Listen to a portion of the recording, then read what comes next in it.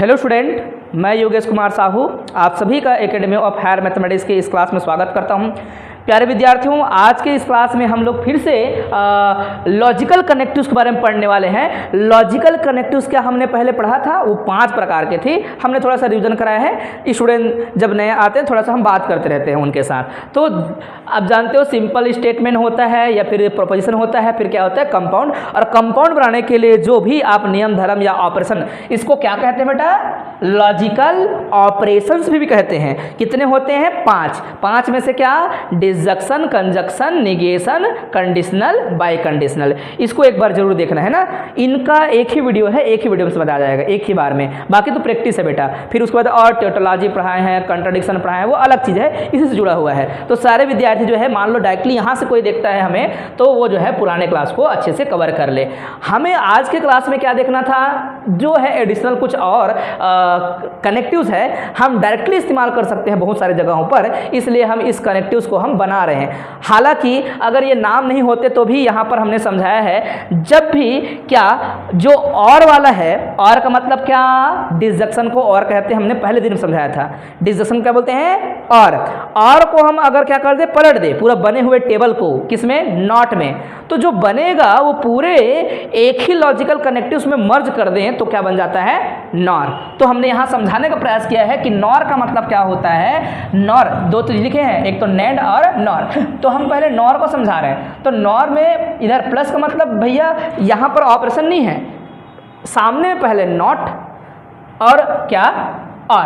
अब ये क्या हुआ है, पहले और रहा होगा और इधर जाके पहले आपने उसके बाद में नॉट लगाया होगा। हम क्योंकि चीज़ों को ऑपरेट करते हैं तो ब्रैकेट लगाते हैं, या फिर आपको ना समझ आए तो क्या बोलेंगे और के ऊपर में क्या? ब्रैकेट। पहले मतलब ब्रैकेट सॉल्व होता है, ब्रैकेट पहले क्या आएगा? डिसजंक्शन, उसी को क्या बोलते हैं? और इसका मतलब ये है, इन दोनों को मिला के जो बनता है, इस निशान को कौन सा निशान कहते हैं? नॉर का निशान कहते हैं, है ना। पढ़ के नहीं जाएंगे तो भूल जाएंगे, उससे अच्छा हमने ऐसे बना दिया। बुक में ऐसा कुछ भी नहीं मिलेगा, ठीक है। हाँ, ट्रूथ वैल्यूज मिलेंगे, ट्रूथ टेबल मिलेंगे, और कहानियाँ को भर भर के समझाया है। क्योंकि कोई हिंदी मीडियम का बच्चा है, उसके लिए तो इंग्लिश थोड़ा कठिन लगता है शुरू में, लेकिन इंग्लिश मीडियम के बच्चे के लिए वो बहुत अच्छा लिखा गया है उसमें। कैसे? क्योंकि वो पढ़ेगा बच्चा, सेंस समझेगा, हर चीज़ का लाइन लिखा हुआ है, हर चीज़ का मतलब लिखा हुआ है। और उसी मतलब को हमने हिंदी मीडियम के बच्चों के लिए थोड़ा सा मान लो दिक्कत ना हो करके, क्योंकि शुरू एमएससी में आते हैं तो दिक्कत रहता है, लंबे लंबे वर्ड्स, लंबे जितने भी कहानियाँ हैं, वो कहानियाँ हमने बोल के समझाया, उसको जो है ऐसे लिखेंगे आप लोग, ठीक है ना।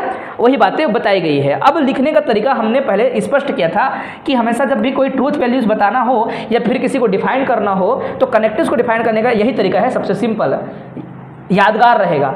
Late P and Q be two statements, then their NOR operation is, या फिर NOR is defined by या denoted by, defined by नहीं बोलना चाहिए, denoted by ये है ना। जैसे कि हम यहाँ पर क्या बोलते थे, let P and Q be two statements, then their disjunction is defined by, ये बोलते थे, है ना। और यही शब्द लिखे रहते थे, बस निशान बदल रहे हैं। अब हम जब भी कोई स्टेटमेंट बोलते हैं तो हमारा स्टेटमेंट का डेफिनेशन क्या कहता है? उसके ट्रूथ के बारे में बताओ, ट्रूथ वैल्यूज होनी चाहिए उसकी। तो ट्रूथ जो है जब कंपाउंड होता है तो थोड़ा मिक्स आता है, जबकि अकेला होता है तो या तो ट्रू या फिर फॉल्स रहता है। तो अब तो ये कंपाउंड है तो इसकी ट्रूथ वैल्यूज होगी, वो एक टेबल को बताएगा, तब समझ आएगा। तो हम एक टेबल बनाते हैं, जैसे कि P और Q दोनों फॉल्स रहेगा तो आएगा ट्रू, अदरवाइज क्या रहेगा? फॉल्स। क्या रहेगा बेटा?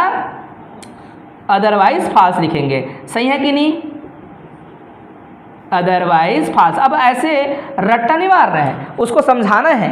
कैसे कोई पूछेगा तो मैं इसके बारे में जानता हूँ बोलेंगे, पुराने क्लास हमारा दूसरा तीसरा क्लास में हमने समझा दिया था। जब दोनों ट्रू हो तो ट्रू, कोई एक भी ट्रू हो तो ट्रू, दोनों फॉल्स होने पर क्या होता है? फॉल्स होता है। ये याद है हमने, है ना। इसको निगेशन करने से ही, और को निगेशन करने से ही क्या बनता है? नॉर बनता है। तो यहाँ पर क्या लिखेंगे बेटा? यहाँ पर इसको उल्टा कर देना है, ट्रू का हो जाएगा फॉल्स, ट्रू का हो जाएगा फॉल्स, ट्रू का हो जाएगा फॉल्स, और इसका हो जाएगा ट्रू। तो अब इस पूरे को लिखने में प्रॉब्लम था, तो हम बोलते हैं ट्रूथ वैल्यूज को पूरा भरने का सबसे अच्छा तरीका ये होगा, किसी एक को जो कम है उसको बोलो। तो हमने यहाँ पर क्या बोला है? This statement is true. यहाँ पर क्या है बेटा? यहाँ पर क्या है? फॉल्स, यहाँ पर क्या है? फॉल्स, यहाँ पर क्या है? फॉल्स, यहाँ पर क्या है? ट्रू। तो ये स्टेटमेंट है, वो कब ट्रू है? बोलेंगे if both are false then statement is true. ऐसे हमने यहाँ लिखा है, statement this is true if both statement P and Q are false। Otherwise क्या है, अदरवाइज ट्रू है, ये स्टेटमेंट क्या होगा, अदरवाइज क्या होगा, अदरवाइज ये जो है ये हमेशा क्या होगा, फॉल्स होगा। अदरवाइज जो स्टेटमेंट है वो क्या होगा, इज फॉल्स, पूरा लिख देते हैं इज फॉल्स। पहले इसके ट्रू के बारे में बात की क्योंकि वो बोलना आसान था, और यहाँ पर कोई बोलता कि फॉल्स को पहले बोलता परेशान हो जाते हैं। क्या बोलते हैं कि दोनों अगर ट्रू होगा तो भी ट्रू फॉल्स होगा, दोनों एक ट्रू एक फॉल्स तो फॉल्स होगा, एक फॉल्स एक ट्रू तो फॉल्स होगा। अब बहुत बार बोलना पड़ गया, जबकि इसमें शॉर्टकट हो गया, दोनों ट्रू फॉल्स होंगे तो ट्रू, अदरवाइज फॉल्स लिखा गया एक ही बार में। ऐसे हम काम करते हैं, कोई दिक्कत कोई परेशानी तो नहीं है बेटा। ये ट्रूथ टेबल बन गए, और कभी कभी जो भी स्टेटमेंट में ऐसे क्वेश्चन दिए रहें और निगेशन लगा दे या फिर ये बीच में ऐसा निशान लगा दे, उसका ट्रूथ टेबल बनना चाहिए बहुत ही फास्ट तरीके से। लेकिन याद करना है कि क्या क्या लिखना था करके, सीधा अप्लाई करना है। ये करोगे तो लंबा चौड़ा दिखेगा, तो ये अप्लाई सीधा करना आना चाहिए, ये याद करना पड़ेगा आप लोग को कैसे होगा करके, ठीक है। अब हम क्या करेंगे, क्या कौन सा बनाएंगे बेटा, कौन सा हमारे पास कनेक्टिव है, दूसरा कनेक्टिव जिसका नाम क्या है, नैंड है ना, क्या है वो, नैंड है। तो नैंड कैसे बने होंगे कोई पूछेगा तो बताना है, नॉट तो सामने में रहेगा ही रहेगा, क्या होगा, नॉट रहेगा। अब नॉट ब्रैकेट में क्या होगा, एंड होगा, क्या होगा, एंड होगा, तभी क्या बनेगा, नैंड बनेगा, ठीक है। आप ऐसे लिख सकते हो, लोगों को समझाने का तरीका मात्र है, वही मैंने बताया है। इस ऑपरेशन को बोलते हैं निगेशन, जबकि इसको क्या बोलते हैं, इसको क्या बोलते हैं बेटा, इसको बोलते हैं कौन सा ऑपरेशन है, इसको बोलते हैं मीट। क्या बोलते हैं, मीट। कंजक्शन के निशान को ही मीट निशान बोलते हैं, ठीक है। इसको क्या बोलते हैं, कोई पूछे तो क्या बोलना है, ज्वाइन, ठीक है, ज्वाइन या ज्वाइंट, तो दोनों शब्द इस्तेमाल करते हैं, तो भूलना नहीं है, बस शब्द जो है। तो इसको पूरे को ये समझाने के लिए हम लिखे तो बराबर लिखता हूँ, चलो बराबर है। इसको हम बोलते हैं इस प्रकार से, ठीक है बेटा। कौन सा निशान, ये निशान ऐसे। तो हो सकता है कि आपको ऑब्जेक्टिव में इनके बारे में पूछ दे, ऑब्जेक्टिव में ही पूछा है, एक बार ऑब्जेक्टिव में पूछा है, एक दो बार क्वेश्चन में पूछा है ना। जबकि मैंने बच्चों को बताया था, बस उसको सूट नहीं कर पाया था। तो क्या होता है, बच्चे लोग जो है ना वही चीज़ लिखेंगे जो सूट हुआ है। अच्छा, इनका और नाम है बेटा, उन नाम को भी हम लिखते हैं, इनका और कुछ नाम है, उस नाम को याद करना है आप लोग को। इसको हम बोलते हैं जॉइंट डेनियल। क्या बोलते हैं हम लोग, joint Daniel, joint Daniel, okay, joint Daniel. याद रखोगे, अगर क्वेश्चन ऑब्जेक्टिव में पूछेगा जरूर याद रखना कि which of the following is joint Daniel. अब ये कर दिया, वो कर दिया और कुछ और कर दिया, तो याद रखें इसको जॉइंट डेनियल बोलते हैं, जॉइंट डेनियल, ठीक है। ओके, ये बाद में, काफ़ी बाद में इसको इंट्रोड्यूस किया गया था, इसके पहले नहीं थे, पहले 5 ही चल रहा था। ये बाद में जो है धीरे धीरे जब गेट की लॉजिक बना ना, गेट बना, जब हमने गेट को अच्छे समझ लिया, जब बुलियन अलजेब्रा को अच्छे समझा, देन वापस इनको फिर से बाद में इंट्रोड्यूस किया गया था, लेकिन पहले यही थे शुरू में। इनको क्या कहते हैं, कोई पूछेगा तो इनका नाम जो है जॉइंट डेनियल के बाद जो है जॉइंट, और इसका नाम तो नहीं लिखा है बुक वगैरह में, ठीक है। तो फिलहाल तो मैं इतना बोलूँगा, एक को जॉइंट डेनियल बोलते हैं, शायद दूसरा को मिड डेनियल बोलता हूँ, है ना। हालांकि इनके बारे में जिक्र नहीं है बेटा, ये निशान रहेगा। अब हम इनका क्या बनाएंगे, ट्रूथ टेबल। तो ये कहानी फिर से लिख पाओगे क्या, वैसे ही लिखेंगे। क्या लिखेंगे हम लोग, लेट, इसके थ्योरी को लिखना चाहेंगे तो क्या लिखेंगे, let P and Q be two statement. Statement ये क्या है, 2 स्टेटमेंट है, स्टेटमेंट देन, है ना, देयर कौन सा, NAND operation, then there NAND operation को ऐसे बोल सकते हो, या फिर नैंड इज डिनोटेड बाय, कैसे डिनोट करेंगे, बोलेंगे कि सर P और ये वाला ऑपरेशन लगाएंगे और ये Q, है ना। ये है क्या, कोई पूछेगा तो बताना है, ये जो है ना इक्विवेलेंट है बोल सकते हो, या फिर इक्वल ही लिखना, और करके लिख देना ज़्यादा अच्छा रहेगा, और करके ब्रैकेट में लिखना, वरना लोग विरोध करते हैं, ठीक है। तो हम बोलेंगे कि सर एक्चुअल में निगेशन लग गया, और पहले ये जो है दोनों ना आपस में मीट में थे, किस में थे, एंड में थे, एंड के आगे क्या लग गया है, नोट लग गया है, तो बन गया क्या, नैंड, है ना। आप यहाँ लिख सकते थे इसी को नैंड करके, वहाँ ऊपर में लिखा ही तो है, बार बार लिखने की ज़रूरत नहीं है। ये सिंबॉलिक रिप्रेजेंटेशन के पहले मैंने समझाया था, उसमें क्या क्या लिखे हैं। आप चाहें तो निगेशन, पहले क्या है बेटा निगेशन में, ये उस बात को मैं पूरा करना चाहता हूँ इसलिए है निगेशन, और अंदर में क्या है कंजक्शन लिख देना, ठीक है। अच्छे से इसमें थ्योरी अच्छा भी दिखेगा और अट्रैक्टिव दिखने के साथ साथ वो याद करने लायक होगा, एक ही बार चुटकी में समझ आ जाएगा। बुक में देखेंगे तो बहुत कहानियाँ भरा हुआ है इसके लिए, तो उस कहानी को रिड्यूस करने का सबसे अच्छा तरीका है ये। फिर यहाँ पर क्या बोलना है बेटा, द स्टेटमेंट, वही है ना द स्टेटमेंट, पी और ये, ठीक है मिड डेनियल, है ना। या फिर हमको क्या बोलना है उसको, NAND, P NAND Q is true या फॉल्स ये लिखना है। तो उसके पहले हमको क्या करना पड़ेगा, उसके जो पूर्व जहाँ से ये पैदा हुआ है उसका ट्रू टेबल क्या था, ऐसे करके लिखेंगे। तो हम बोलेंगे देखो यार ये याद करने का तरीका है, अपने आंसर में भी शामिल कर सकते हो इनको, टेबल को बोलेंगे पी और यहाँ पर क्यू और यहाँ पर पी, फिर उनका हो गया क्या मीट, फिर जो है उसका निगेशन पी मीट क्यू का। और उसको याद कैसे करना है हमने बता दिया था।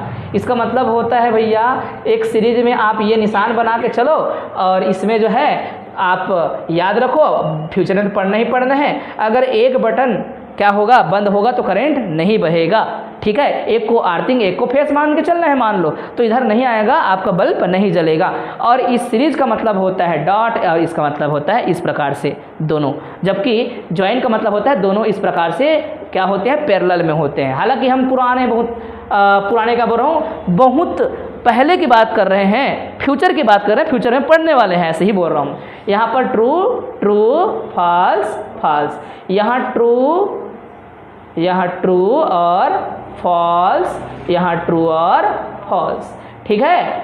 यहाँ पर क्या आएगा कोई पूछे तो पहले ट्रू आएगा क्योंकि दोनों ट्रू होता है तो ट्रू होता है, फिर यहाँ पर फॉल्स आता है, यहाँ फॉल्स आता है, यहाँ फॉल्स आता है। क्यों, कोई एक अगर फॉल्स होगा तो उनको मिला के एंड में होना चाहिए, रिजल्ट एंड के साथ आता है। एंड का मतलब है दोनों ही होना चाहिए, ऐसा है। जबकि और में किसी एक से काम चल जाता है ना।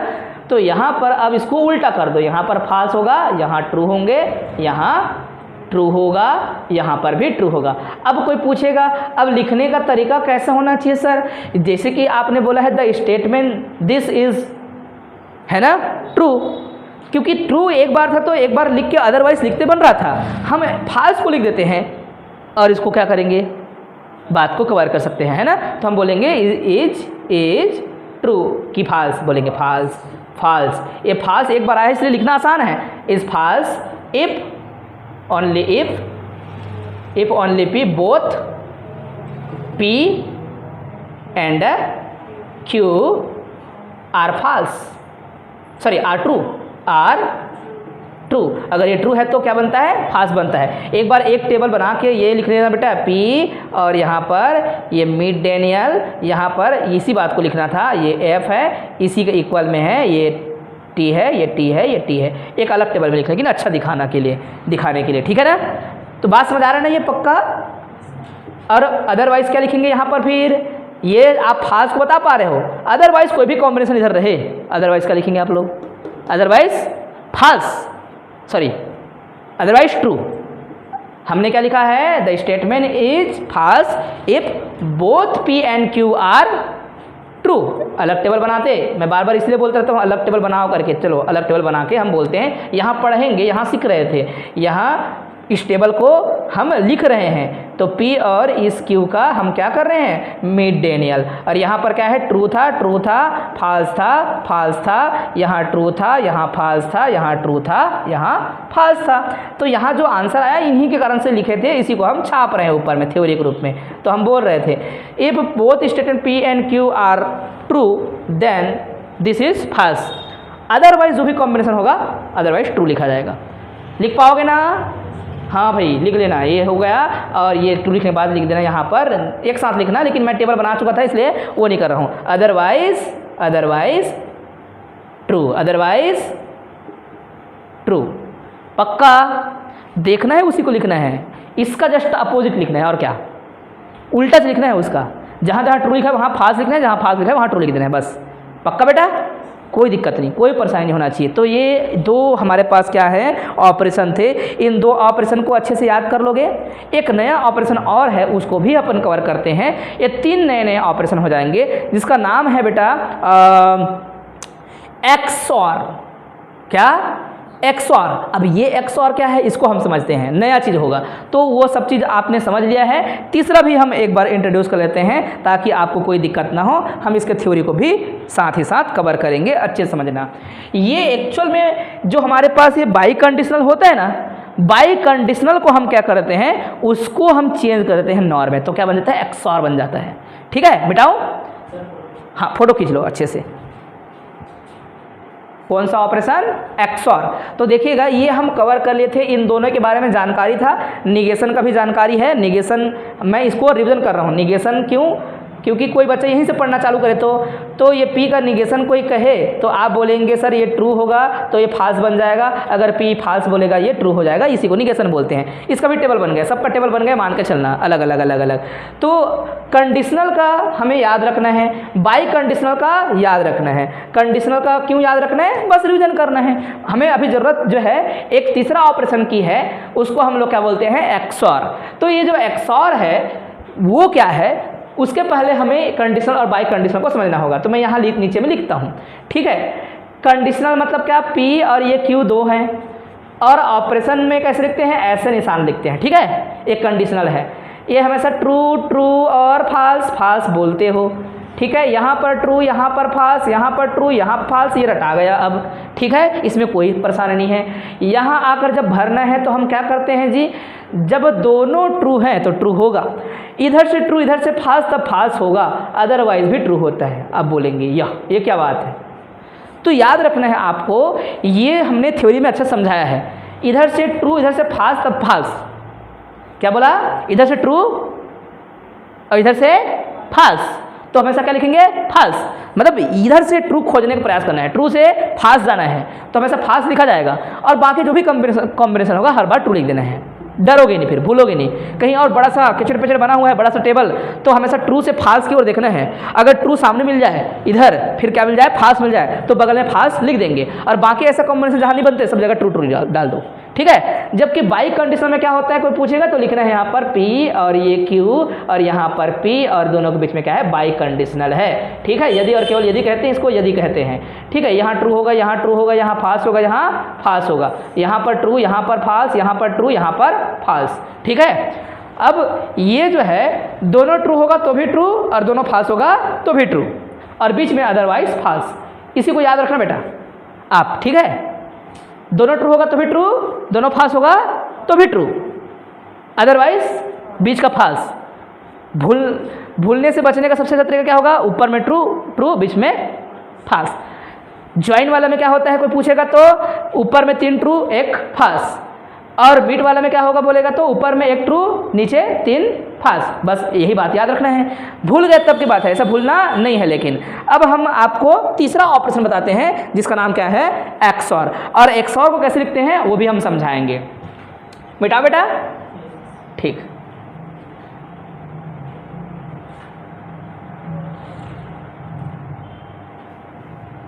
हालांकि बुक में इसका स्पष्टता नहीं दिया गया है, इसको देना चाहिए, स्पष्टता होना चाहिए इसका। ये जो आपका XOR है, XOR ऑपरेशन, ये क्या है XOR कोई पूछेगा तो XOR कुछ इस प्रकार से है। एक्चुअल में हम यहाँ नॉर वगैरह नहीं बोल रहे हैं, ये भले और लिख दिया है सब फील हो रहा है। एक्चुअल में हम क्या कर रहे हैं, ये जो बाई कंडीशनल है ना, क्या कर रहे हैं हम लोग? By conditional. बाई कंडीशनल क्या कर रहे हैं हम लोग? निगेशन कर रहे हैं। ठीक है, बाई कंडीशनल क्या कर रहे हैं हम लोग? निगेशन। बाई कंडीशनल कौन है बेटा? ये देखो, बाई कंडीशनल क्या है? ये। इसका क्या करना है आपको? जस्ट उल्टा करना है, निगेशन करना है इसका। ठीक है, मतलब P और Q, अगर आपके पास क्या है, P और Q दो स्टेटमेंट हैं, तो दोनों का आपको पहले क्या निकालना पड़ेगा? 2 स्टेटमेंट हैं, दोनों स्टेटमेंट आपस में पहले क्या बनाएंगे? P double implies Q। और इसको आगे बढ़ा के आपको क्या करना पड़ेगा? आगे बढ़ा के इसके सामने निगेशन लिखना पड़ेगा, और जो भी आएगा वो क्या है? XOR है। ठीक है, करें फिर। तो टेबल यहाँ पर थ्योरी बोलना है बेटा, फिर से क्या बोलना है? Let P and Q be 2 statement, then there XOR is denoted by इसको ऐसे लिखते हैं, ये डायरेक्ट सम। क्या बोलते हैं? Direct sum. याद कर पाओगे कि थ्योरी लिखूं? ये लिखना है बेटा, सेम टू सेम। क्या लिखना है आप लोग को? Let P and Q be two statement. हमारे पास क्या है? ये दो स्टेटमेंट है। देन देयर क्या? XOR इज डिनोटेड बाई कैसे डिनोट करेंगे बेटा? डिनोटेड बाई, आप बोलेंगे P तो था और इसमें लिखेंगे ये निशान। इस निशान को क्या पढ़ते हैं? कोई पूछेगा तो क्या बोलना है? Direct sum. बीच में क्या है? प्लस मतलब क्या? सम। और एक गोल लग जाएगा तो डायरेक्ट सम बोलना। ठीक है? कई लोग रिंग सम बोलते हैं, रिंग सम बोलेंगे तो अच्छा नहीं लगता, डायरेक्ट सम बोलेंगे, P और Q। और ये स्टेटमेंट ट्रू होगा बोलेगा, तो ट्रू कब होगा? इसके बारे में, ट्रू के बारे में बात करोगे तो दोनों बोलने में दिक्कत होगा, तो मैं बोलूँगा फॉल्स को बोलूँगा। क्या बोलूँगा? False. If P and Q both are true then statement false ही होगा अंत में, क्योंकि निगेशन बनाना रहता है। ठीक है? और दोनों अगर फॉल्स है तो भी ट्रू का फॉल्स बनेगा। तो यहाँ पर टेबल बना देते हैं, टेबल को आप याद रख सकते हो, देन थ्योरी को बाद में लिख सकते हो। ठीक है? यहाँ मैं टेबल बना देता हूँ, ये टेबल को ही याद रखना चाहिए, जिससे बच्चों को कोई प्रॉब्लम नहीं होता। इनका डायरेक्ट सम करना है तो डायरेक्ट सम कर देते हैं और फिर बनाते हैं इनका टेबल। ये ट्रू और ये ट्रू और ये फॉल्स और ये फॉल्स, ये ट्रू और ये फॉल्स, ये ट्रू और ये फॉल्स। यहाँ पर फॉल्स, यहाँ पर ट्रू, यहाँ पर ट्रू, यहाँ पर फॉल्स होते हैं। कैसे पता चला? कोई पूछेगा तो बोलना है सर जो बाई कंडीशनल में था, जो ट्रू था ना, उसको फॉल्स लिखा था और फॉल्स को ट्रू कर दिया था, पूरा नेगेशन से ये बना था। अब यहाँ पर थ्योरी चिपकाना है मान लो, तो दिस स्टेटमेंट इज ट्रू कहना चाहिए, हालांकि ऊपर में लिखना था उसको, है ना। मैं तो केवल बोला टेबल को ध्यान में रख के थ्योरी लिखा जाता है करके। इसमें क्या लिख पाओगे बेटा? इफ बोथ स्टेटमेंट, सॉरी ऐसे बोलना है आपको, the statement P direct sum Q, या फिर क्या बोलना है आपको? P XOR Q is true कि इज फॉल्स, इज फॉल्स बोलना बेटा, इज फॉल्स। ठीक है? The statement is false. अब बोलेंगे क्या? If both P and Q, है ना, both P and Q are true only, true और, है ना, और या दोनों ट्रू हो या फिर दोनों फॉल्स हो, मिटा दीजिए, है ना। दोनों ट्रू हो, क्या हो? दोनों ट्रू हो तो, है ना, if both student P and Q are true, और या फिर बोथ स्टेटमेंट क्या होना चाहिए? बोथ P और क्या बोलना? और फॉल्स बोल दो, सीधा अच्छा है, थ्योरी कम लिखाएगा।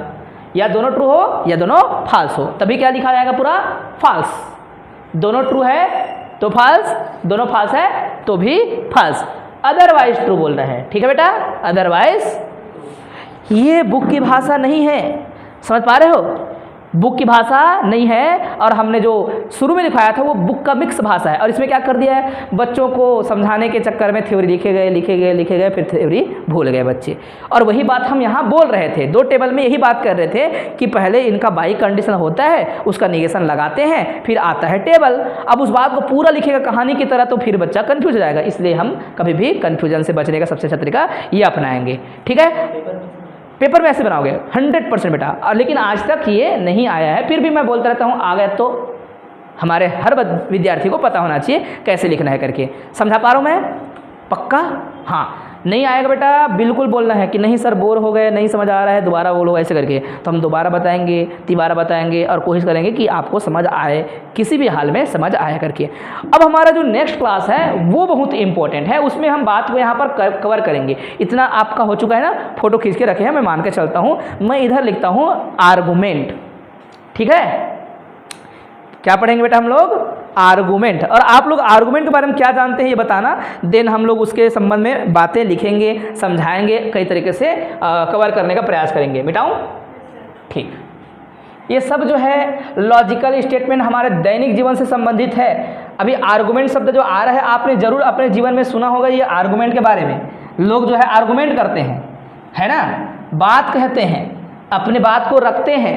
अब उसकी एक क्या आती है ट्रूथ वैल्यूज आती हैं। तो आर्गुमेंट वैलिड होगा जब ट्रूथ होगा, हर चीज़ उसका टोटोलॉजी होगा, तो आर्गुमेंट सही है बोलेंगे। तुम सही चर्चा कर रहे हो, तुम सही जो है क्या कर रहे हो, वाद विवाद कर रहे हो, ऐसा बोल सकते हैं। आर्गुमेंट का मतलब होता है जब दो लोग जो है एक दूसरे के लिए इस प्रकार से कह रहे हो, या फिर दो लोग मिलकर तीसरा के बारे में बात कर रहे हो, तो ये सही आर्गुमेंट कहलाएगा। तो फिलहाल हम जो है शब्द अभी केवल लिख रहे हैं, उसको समझिएगा आर्गुमेंट का मतलब। और कल हम इसके एक्चुअल डेफिनेशन के साथ चलेंगे आर्ग्यूमेंट, और इसमें आर्ग्यूमेंट में पहले हम समझाएंगे कि क्या क्या होते हैं करके आर्ग्यूमेंट।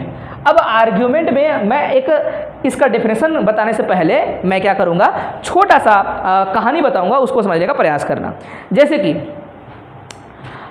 आज बारिश होगा, ठीक है, तो कीचड़ होगी, और कीचड़ होगा तो मलेरिया फैलेगा, मच्छर पनपेगा, ऐसे बोल दिया। मैंने क्या क्या बोला, सुनो ध्यान से। आज अगर बारिश होती है तो संभवतः कीचड़ होगी, ऐसे बोल सकता हूँ, और कीचड़ होगी तो क्या होगा, मच्छर पनपेगा, और बाद में मैंने बोला कि मच्छर पनपेगा तो मलेरिया की संभावना है, मलेरिया होगी। अब इस पर ये आर्गुमेंट होगा, मैंने देखो आर्गुमेंट किया मैंने, समझ आया। अब इसकी वैलिडिटी खोजेंगे, वैलिडिटी ऑफ आर्गुमेंट। क्या बोलते हैं, किसी आर्गुमेंट को सही बताने का जो तरीका है उसको क्या बोलते हैं, ट्रूथ वैल्यूज ऑफ आर्गुमेंट नहीं बोलते, उसको हम क्या बोलते हैं, वैलिडिटी ऑफ आर्गुमेंट बोलते हैं। क्या बोलते हैं बेटा, वैलिडिटी ऑफ आर्गुमेंट। अगर आर्गुमेंट सही है तो हर चीज़ उसका ट्रू आएगा, वो उसकी वैलिडिटी है ना, वो वैलिड है और वो सही तर्क है बोलेंगे, ठीक है। अब इसमें जो हमने बोला उसको क्या कहते हैं, उसको बोलते हैं प्रीमाइसेस। मैं पहले इधर डेफिनेशन लिखूंगा, पहले समझा देता हूँ। मैंने क्या कहा, यदि पानी गिरेगा, इसको मैं पहला स्टेटमेंट बोलता हूँ, ठीक है। यदि पानी गिरेगा तो फिर क्या होगा, मैंने बोला कीचड़ भी होगा। क्या होगा बोला मैंने, पानी गिरेगा तो क्या होगा, कीचड़ होगा, और कीचड़ होगा तो क्या होगा, मान लो मच्छर पनपेगा। और मच्छर का संबंध सीधा मैं आर बोलता हूँ, क्या बोलता हूँ, आर। ये मच्छर से संबंधित है, मच्छर और मलेरिया होगा। पानी गिरेगा तो कीचड़ होगा, कीचड़ होगा तो मलेरिया फैलेगी, और साथ में क्या हो गया, मच्छर पनपेगा, मलेरिया होगा।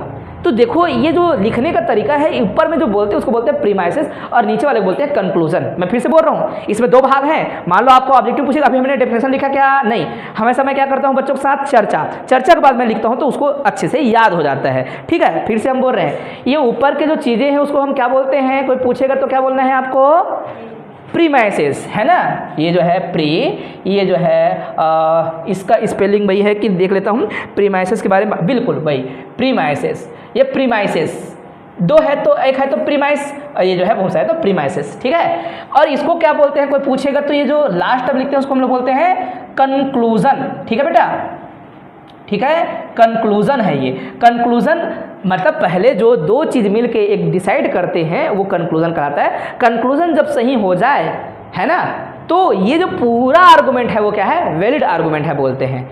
अब डेफिनेशन तो बुक में अच्छा है ही नहीं मान लो, तो हमें बुक से बाहर जाना पड़ेगा डेफिनेशन लिखने के लिए। हमेशा एक ऐसा डेफिनेशन लिखेंगे जो आपके दिमाग में सेट हो जाए, आप उसको अच्छे से लिख पाओ, ताकि हम पेपर में अच्छे से नंबर पाएँ।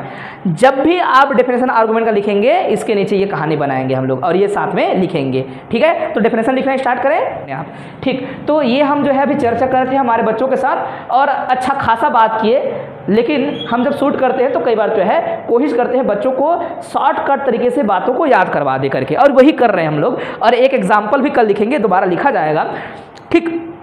क्या कहा, ये आर्गुमेंट क्या है। अगर आर्गुमेंट के बारे में बात करें तो आर्गुमेंट इज अ प्रोसेस, पहली बात ये बोलना है, argument is a process which yield a conclusion, जो कि एक कंक्लूजन को निकाल के देता है, प्राप्त करता है, फ्रॉम सेट ऑफ या फिर from given set of propositions.